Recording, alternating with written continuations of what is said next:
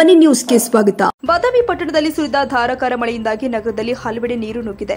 ಕಳ್ಳಿಪೇಟೆ, ನೇಕಾರ ಕಾಲೋನಿ, ದಾದಕಟ್ಟ ಗಲ್ಲಿಗಳಲ್ಲಿ ಮಳೆ ನೀರು ತುಂಬಿ ಹರಿದ ಪರಿಣಾಮ ಜನಜೀವನ ಅಸ್ತವ್ಯಸ್ತಗೊಂಡಿದೆ. ಜನ ಸಂಚಾರಕ್ಕೆ ತೊಂದರೆ ಅನುಭವಿಸ್ತಾ ಇದ್ದು, ಮಳೆಯಿಂದಾಗಿ ಮನೆಗಳು ಹಾಗೂ ಅಂಗಡಿಗಳಿಗೂ ಕೂಡ ನೀರು ನುಗ್ಗಿರುವ ಮಾಹಿತಿ ಲಭ್ಯವಾಗ್ತಾ ಇದೆ.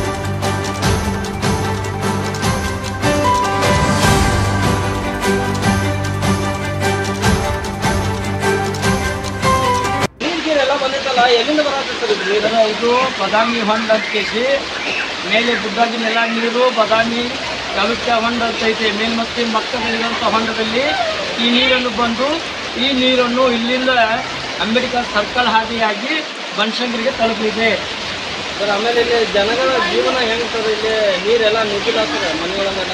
ಇಲ್ಲಿ ಸ್ಥಳೀಯರು ಅಂದರೆ ಕಾರ್ಪೊರೇಟರ್ಗಳು ಬಂದು ಎಲ್ಲ ವಿಷಯ ಮಾಡಬೇಕು. ಈಗಾಗಲೇ ಹಲವಾರು ಮನೆಗಳು ಕುಸಿದು ಬೀಸಿದ್ರಿಂದ ಇಲ್ಲಿ ಅಪಾರ ನಷ್ಟವಾಗುತ್ತದೆ.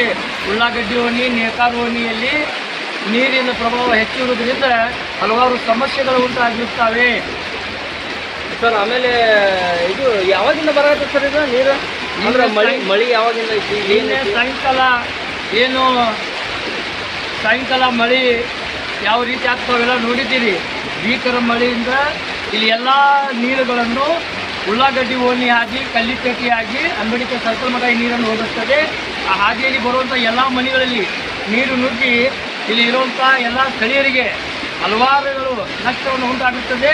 ಅದಕ್ಕೆ ಶೀಘ್ರದಲ್ಲಿ ಪರಿಹಾರ ಈ ಓಣಿಯ ಮೆಂಬರ್ ಆಗಲಿ, ಶಾಸಕರಾಗಲಿ ಈ ಕಡೆ ನೋಡಿ ಈ ನೀರು ಹೋಗುವಂಥ ಒಂದು ವ್ಯವಸ್ಥೆಯನ್ನು ಮಾಡಿಕೊಡಬೇಕೆಂದು ಈ ತಮ್ಮ ಮುಖಾಂತರವಾಗಿ ವಿನಂತಿ ಮಾಡಿಕೊಳ್ಳುತ್ತೇವೆ.